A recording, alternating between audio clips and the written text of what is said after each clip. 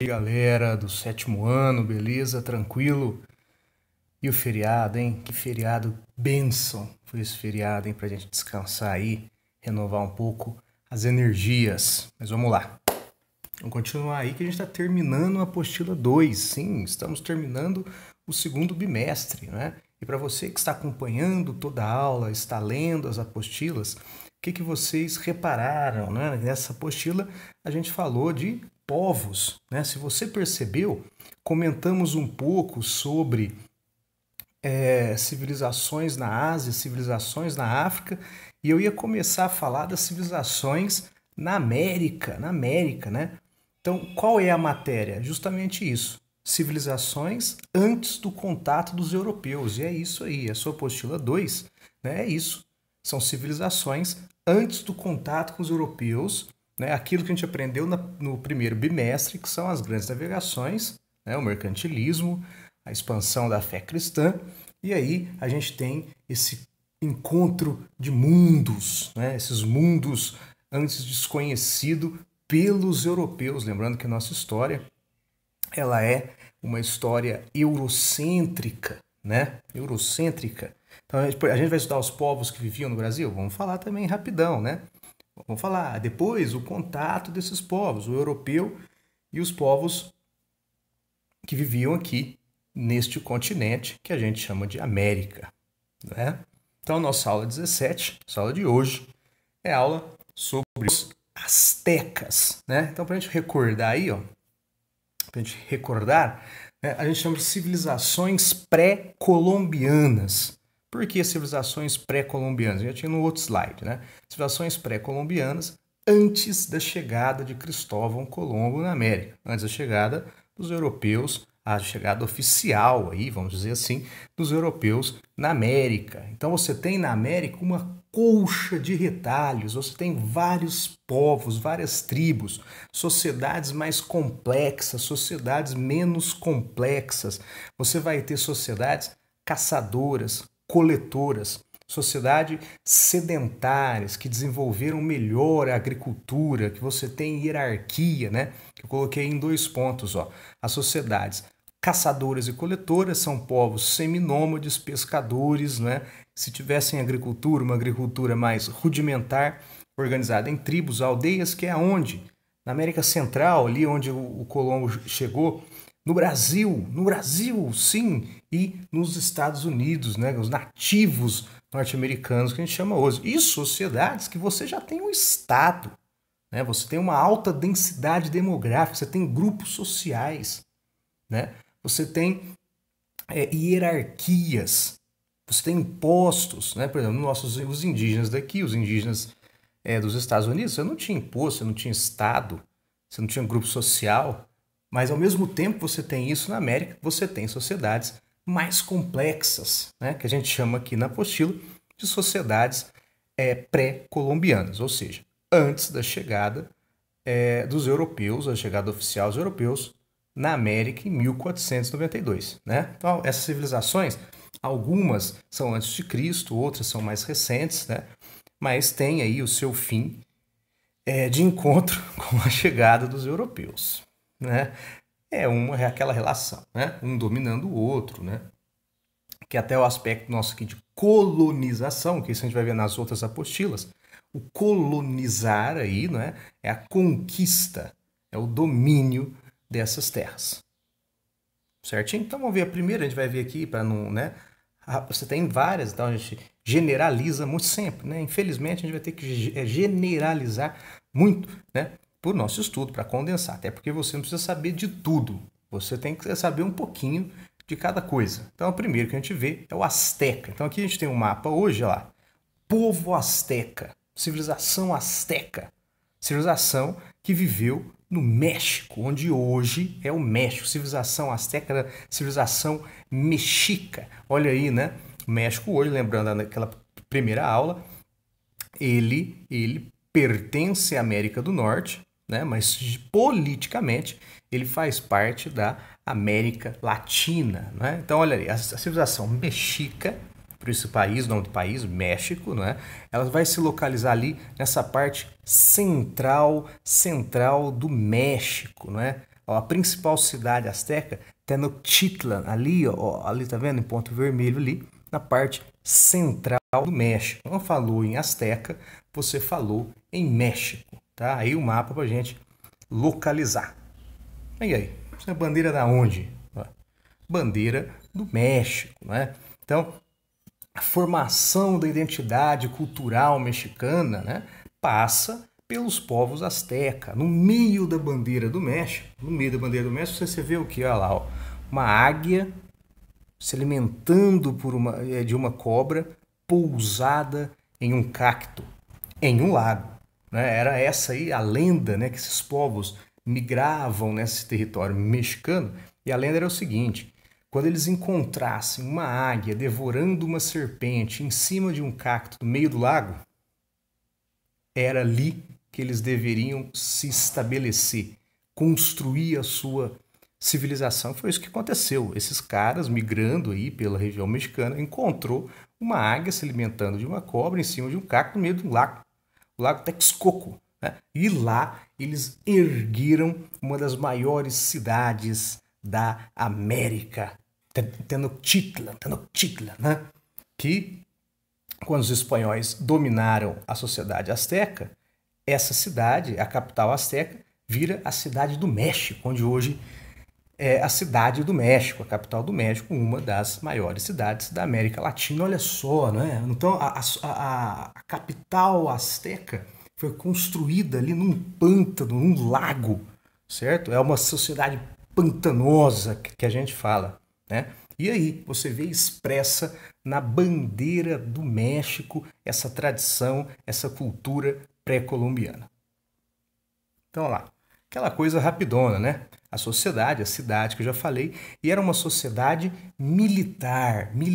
Então, o Estado, né? O pensamento vai ser guiado por esse pensamento militar, guerra, expansionista. Então, a sociedade vai se desdobrar daí. Você vai ter uma elite, essa elite de militares, onde quem manda é o imperador, o chefe. Esse chefe, ele tem então uma relação direta com o exército, certo? Então, um líder asteca, ele vem, né, dessa tradição guerreira. Então, por isso eu coloquei lá, governo supremo é um líder militar, é de tradição guerreira. Então, a elite se desdobra dela, militares, exército, os sacerdotes, quem cuida da religião, e os funcionários públicos, quem obviamente trabalha para o rei. E abaixo você tem o resto da sociedade, comerciantes, artesãos e escravos, certo? Então aqui você já tinha também a escravidão. A escravidão daí vinha de onde? Da escravidão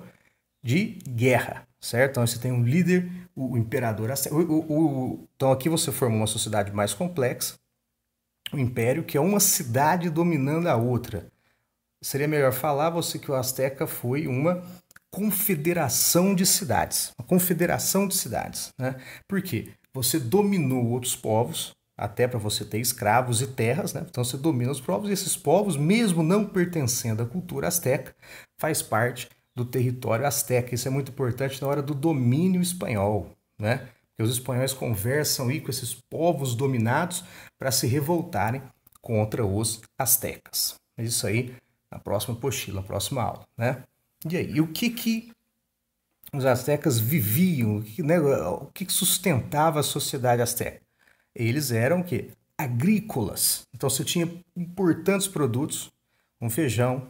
Aqui você vai ter o milho. Então, geralmente, você tem as mesmas características básicas para esses povos. Povos agrícolas é uma característica. Produção de milho e cacau. Tá? Então, eram tão valiosos esses produtos agrícolas que eles eram servidos também serviam para moeda, eram produtos de troca, né? O milho, o cacau, produtos de importância dentro desses, então importância econômica, óbvio, dentro dessas sociedades. Aqui é um negócio legal. Eu falei que a sociedade asteca ela foi construída em uma área pantanosa, então eles plantavam, eles tinham uma técnica agrícola que eles plantavam em cima desses lagos. E como eles faziam isso? Faziam através das chinampas. As chinampas, então você tinha o lago, E os caras faziam uma terra ali, uma placa de terra em cima do lago, prendiam isso aí e cultivavam ali. Então juntava adubo, terra, né? Formava ali um blocão de terra, aquilo ficava em cima do lago e ali eles plantavam e já usavam a água do lago, né? As tinampas, né? Quando os europeus chegaram aqui, viram aquilo, né? Que você tinha então técnicas agrícolas avançadíssimas para a época, né? Que na Europa ali também demorou muito tempo, né? Então, economia asteca, economia agrícola. E a guerra, que eu já falei, domínio de terras, impostos. Então, você usava esses produtos, cacau também serviam de impostos, penas de animais serviam de impostos, tá certo? Então, domínio de outras sociedades para a conquista de impostos e terras. E a religião, outra característica, é um traço comum desses povos. Esses povos eram politeístas. Vários, teísmo, teos, Deus. Então, vários deuses, né? Então, você tem os mitos de origem, você tem os principais deuses, que eu não vou ficar arriscando esses nomes, né? Você vai ter várias traduções, mas o que eles eram? Politeístas, a crença em vários deuses e a ligação desses deuses com a natureza, não é? Então, o sol, né, é muito importante, os animais são muito importantes para complementar a religião desses povos. E aqui um dado importante, né? Os metais preciosos, né? O ouro, as pedras preciosas que aqui tinham, você tem um outro valor para esses povos, né? Então você tinha o ouro, a pedra preciosa, ele não tinha o valor monetário. Os caras não queriam ouro para comercializar. Os metais preciosos tinham um caráter, um valor religioso, estético. Olha só, era usado para rituais, era usado nos sacerdotes, era usado na arte, né? Não era, você não pegava o ouro para cunhar moedas. Tá vendo a diferença de visões entre o europeu e o pré-colombiano? O europeu, então, ele estava desbravando o mundo querendo ouro para cunhar moeda, para fazer moedas, para produzir moedas. Era o mercantilismo, o metalismo.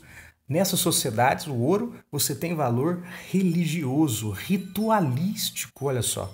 Então, quando o europeu chega aqui, vê o asteca banhado a ouro, Jesus Cristo mata tudo, né? Enfim.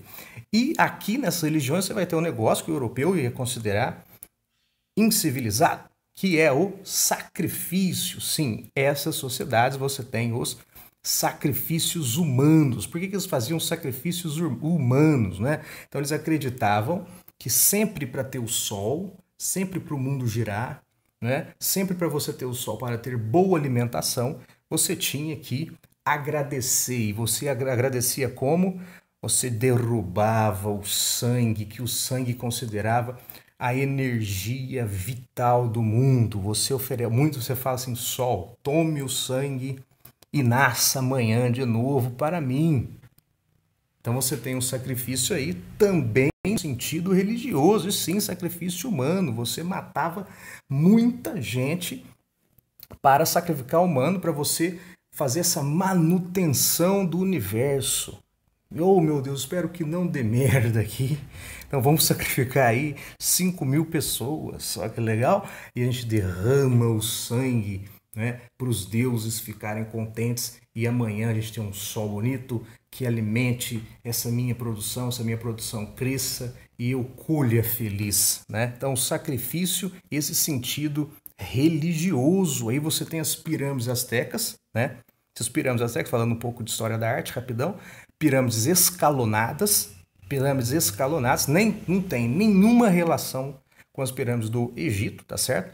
Até porque elas têm diferentes funções, né? Essas pirâmides astecas, né? Essas pirâmides dos povos pré-colombianos eram o quê? Eram pirâmides, eram prédios públicos, eram templos, eram observatórios, né? Então aqui você fazia o sacrifício em cima dessa pirâmide lá, o sacerdote matava o prisioneiro, arrancava o coração e o sangue escorria pelas escadarias dos templos.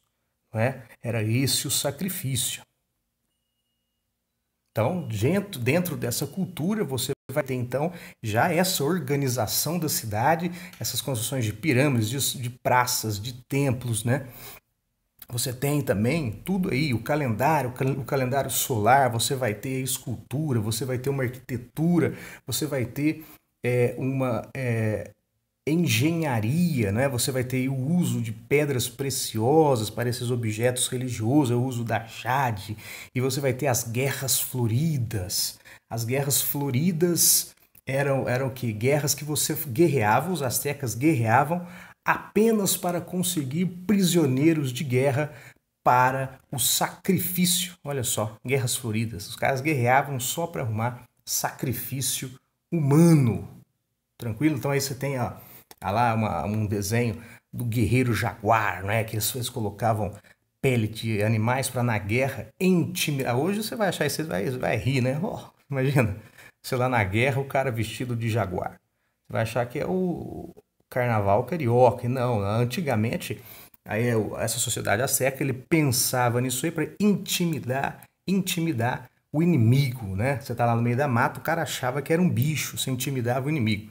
E aí uma outra fotinha do sacrifício humano, né? Você colocava na tábua ali, você colocava na pedra, né? Você arrancava o coração, colocava o coração ali, pro Deus aquele sangue escorria, né? Então você imagina que legal, você vai lá na padaria e você vê esse ritual aí, mas era um ritual religioso, ritualístico dentro, né? Esse sacrifício era ritualístico dentro aí dessa cultura asteca para a manutenção do universo, do sol. Olha a importância do sol, né? Portanto, o sol, o milho, a natureza envolve muito aí a cultura desses povos astecas, né? E aqui você já tem uma figura de como seriam as cidades astecas e aqui o que sobrou das cidades astecas, né? Que hoje são lugares, são patrimônios, são lugares para você ir em visitação. Você sobe as pirâmides, você entra nos templos, é o que sobrou, né? Porque aí o domínio dos espanhóis, eles destruíram isso, reconstruíram aí cidades, né? Cidades inspiradas em cidades espanholas, né? Então destruíam os templos, construíam igrejas, né? É a colonização, né? Nem se for por goela abaixo, mas é uma foto do que seria, e aí hoje o que sobrou dessas pirâmides astecas. Então, galera, é isso aí. Nossa, leia lá a apostila, as páginas referentes, tá certo? E aguarde instruções no grupo para a gente continuar a nossa aula. Então, lembrando, a gente fala aqui bem rapidão, bem pouco, para a gente aprender o que é necessário, né? Necessário, certo? Então, obrigado, abraço e até a próxima.